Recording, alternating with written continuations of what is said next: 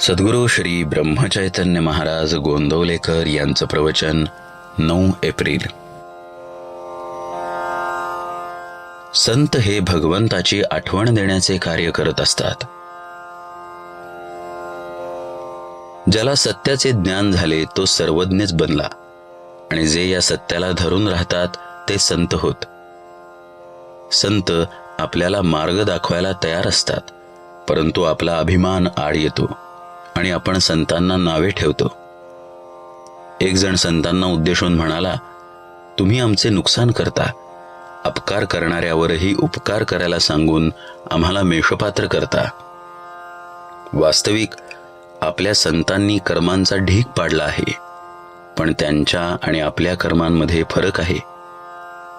राम करता या भावनेने त्यांनी कर्म केले, आपण मीपणाने करतो म्हणून कर्म आपल्याला बंधनकारक बनते. संतांची कामगिरी कुणाला दिसत नाही आणि आमची फक्त दिसण्यापुरतीच असते, त्यामुळे ती पुरी पडत नाही. एखादा पुष्कळ ज्ञानी झाला, पण ते ज्ञान जर वृत्तीत उतरले नाही तर त्याचा काय उपयोग? जगाचे खरे स्वरूप समजून घेण्यासाठी जो सुखदुःखाच्या जाळ्यात सापडला नाही त्याच्याकडे जावे. तो साक्षीत्वाने राहून जगापासून अलिप्तच राहतो. कर्म करूनही तो अलिप्त राहतो. आपण मात्र सुखदुःखात गुरफटून जातो. संताचे अंतःकरण शुद्ध असल्यामुळे त्याची शिव्यांची भाषा सुद्धा न बोचणारी किंबहुना आशीर्वाद रूपच ठरते. सत्पुरुष काही विद्वान नसतात. अतिविद्वान मनुष्य कुणी सत्पुरुष झालेला ऐकिवात नाही.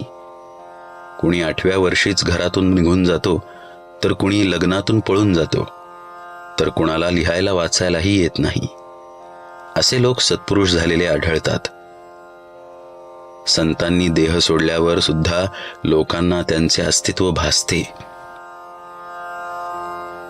लहान मूल बाहेर खेळत असते, परंतु मध्येच त्याला आईची आठवण होऊन तिच्याकडे धावते.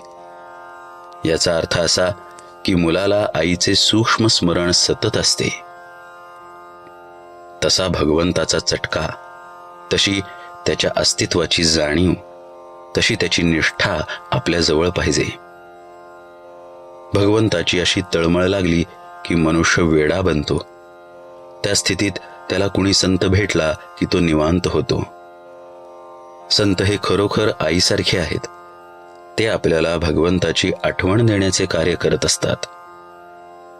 सर्व जगावर संतांचे उपकार आहेत.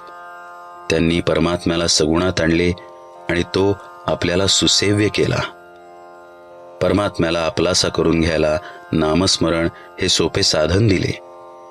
एकनाथी भागवत, ज्ञानेश्वरी असे सोपे सद्ग्रंथ निर्माण केले आणि यथाशक्ती अन्नदान करणे हेच कलियुगात उत्तम साधन आहे असे सांगितले.